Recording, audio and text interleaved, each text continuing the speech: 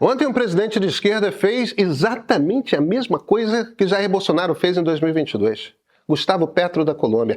Ivan Cepeda, seu candidato, chegou ao final do primeiro turno com 40,91% dos votos. Abelardo de la Espriella, o candidato da direita, teve 43,73%, menos de 3 pontos percentuais, uma eleição apertadíssima. Aí o que o Petro diz? Não aceita os resultados da contagem preliminar. Ele vem com a história de que o algoritmo foi alterado 3 vezes na última semana. É exatamente a mesma gramática de Donald Trump e Jair Bolsonaro.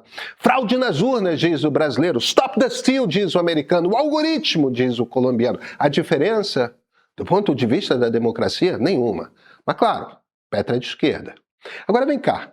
Se amanhã o Flávio Bolsonaro se virar e disser se o Petro pode, porque é antidemocrático a gente fazer, o Palácio do Planalto diz o quê? Até a gravação desse vídeo não tinha nada de oficial que tenha saído do Itamaraty, muito menos do presidente. Mas vamos passar pelo histórico do Lula? Vamos lá. 29 de maio de 2023. Estava há meses na presidência. O Maduro sabe qual foi a narrativa que construíram contra a Venezuela. Naquela época, o presidente falava que o nosso vizinho era vítima de uma narrativa de antidemocracia e autoritarismo. Tadinho. Numa entrevista à Rádio Gaúcha, quando perguntaram sobre isso para ele uns meses depois, ele mandou o seguinte: o conceito de democracia é relativo. A Venezuela tem mais eleições do que no Brasil. Quando Maduro já havia roubado a eleição de 24, a primeira reação do presidente foi: não há nada de grave ou de anormal, ele só está reclamando. Ele demorou dias até reconhecer que havia um problema. E nunca, em momento algum, falou com todas as letras. Maduro fraudou escancaradamente a eleição. Nicarágua. Em 2022, Lula, em campanha, deu uma entrevista ao país. Cobraram dele a situação do presidente Daniel Ortega. Por que Angela Merkel pode ficar 16 anos no poder e Daniel Ortega não? Qual é a lógica? Àquela altura já havia ocorrido um massacre com 300 mortos num protesto público no país em 2018. Em 21, a candidata Cristiana Chamorro, que estava com cara de que ia vencer aquela eleição presidencial, foi presa, tirada do jogo. Não foi só ela não, tá? O regime Ortega prendeu 7 candidatos de oposição. Prendeu e deixou apodrecendo na cadeia líderes estudantis, jornalistas, padres, freiras, um bispo.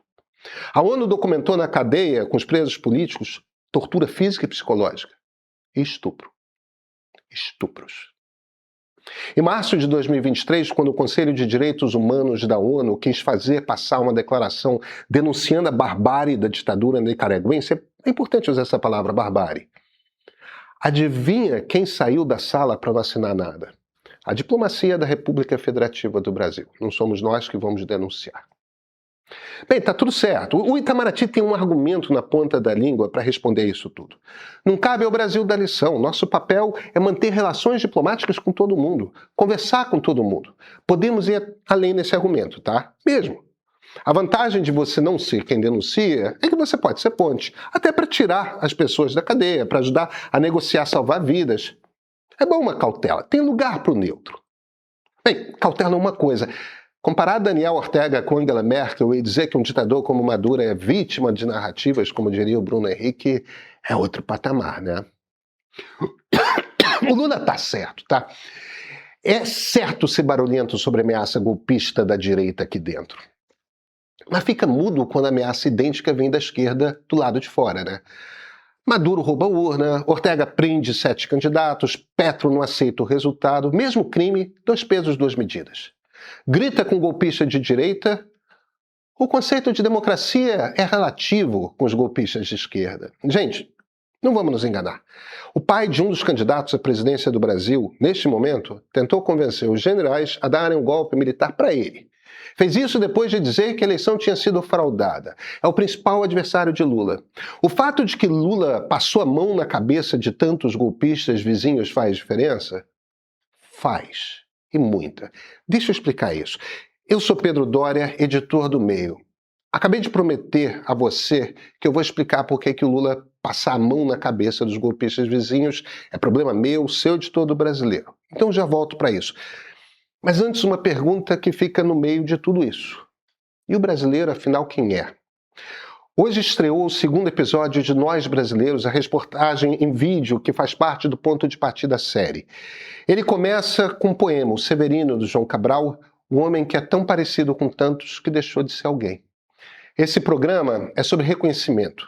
É o que os gregos chamavam de timos, o desejo de ser visto como alguém que vale a pena. Sobre o desejo que cada ser humano tem de ser percebido como alguém que vale a pena.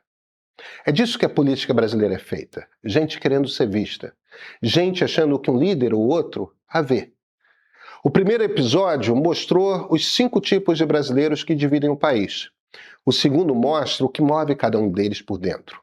É uma história de como nascem e como morrem os partidos políticos do Brasil. É também uma história sobre quem somos, de quem desejamos ser.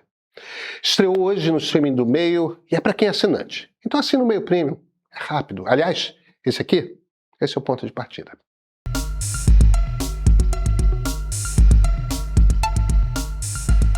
Olha, as esquerdas são muitas. Tem a turma que é democrata no talo, intolerante com qualquer desmando. O ex-presidente chileno Gabriel Boric era assim. Muita gente no Brasil é assim.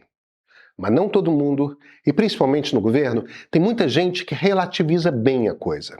Alguns vão argumentar que o problema de cada país é seu e cada qual na sua. O presidente Lula às vezes se sai com essa. Outros mais radicais vão dizer que a esquerda é a favor do povo, a direita é a favor das elites. Então umas dosezinhas de autoritarismo de esquerda são para o bem, são para forçar que mudanças importantes aconteçam, enquanto os reaços no Congresso não deixam.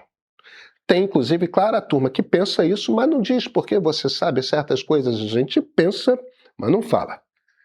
Tudo certo. O argumento da diplomacia brasileira, a gente já conversou sobre isso, é que se você é ameno no tom, consegue falar com todo mundo, pode até interceder em caso de crise humanitária. Pode ser. A capacidade do Brasil interceder em crises para poupar gente tem se mostrado bem rala, tá? Mas tudo bem, vai que, um dia. O problema desse argumento é que ele ignora algo de muito, muito importante que a ciência política conhece faz décadas. Democracia nunca é uma história de um país só. Democracia é história de regiões inteiras. Se uma região tende a democrática, cada país naquela vizinhança tende a democrático. Se num canto do mundo pipoca uma ditadura aqui, uma ali, a coisa vai desgringolando toda. Então a pergunta certa não é se você é de esquerda ou se é de direita. A pergunta certa é se você é democrata ou se não é. E nessa chave o governo brasileiro falha miseravelmente. Gente, vem cá. Olha o que está acontecendo. Jair Bolsonaro diz que não aceita o resultado na eleição. Aí vai aos generais e diz, me ajuda a impedir o Lula de tomar posse. Aquela semente foi plantada. Não foi plantada só no Brasil, foi fincada.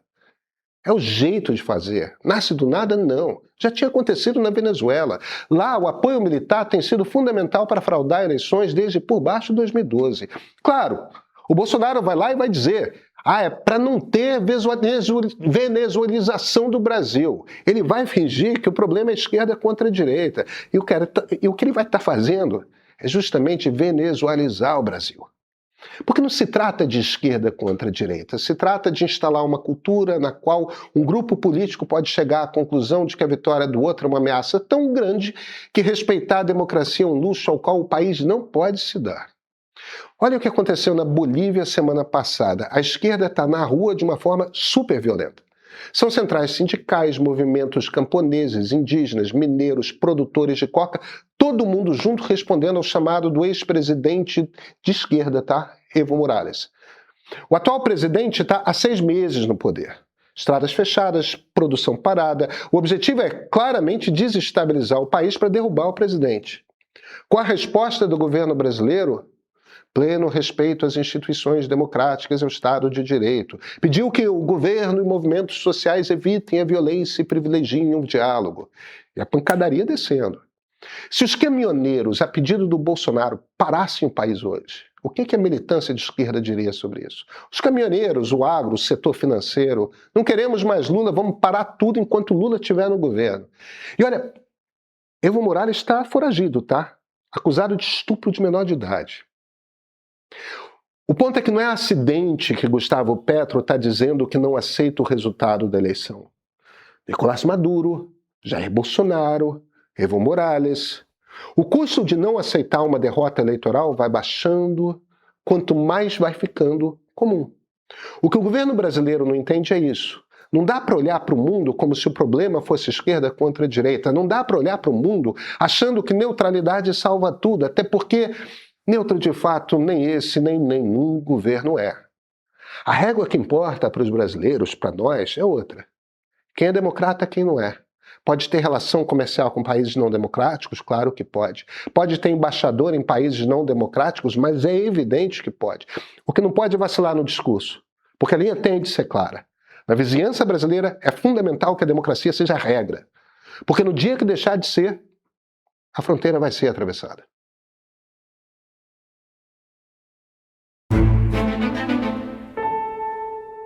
No episódio passado do Ponto de Partida da série, nós mostramos que o Brasil não está dividido em 2, mas em 5. 5 mundos brasileiros que descobrimos ao cruzar a pesquisa Meia Ideia com a Quest. Então a pergunta que sobra do episódio passado é essa: como uma democracia funciona num país assim? Como 5 mundos diferentes ganham representação numa coisa só que se chama República, que se chama Brasil? Para responder, eu fui a fundo no mais novo lançamento do Meio, o episódio Os Partidos do Ponto de Partida da série. Nós vamos viajar no tempo, vamos precisar olhar para como nascem os partidos brasileiros, para como morrem, que conjunto de brasileiros cada um deles representa ou representou. Os partidos políticos existem para conectar a sociedade civil organizada às instituições do Estado. É para dar esse vínculo uma cara, uma identidade. Cada partido, num desenho saudável, representa um pedaço da sociedade que se reconhece e se organiza nele. E é por isso que partidos importam tanto. Eu sou Pedro Doria, editor do Meio, e esse é o Ponto de Partida.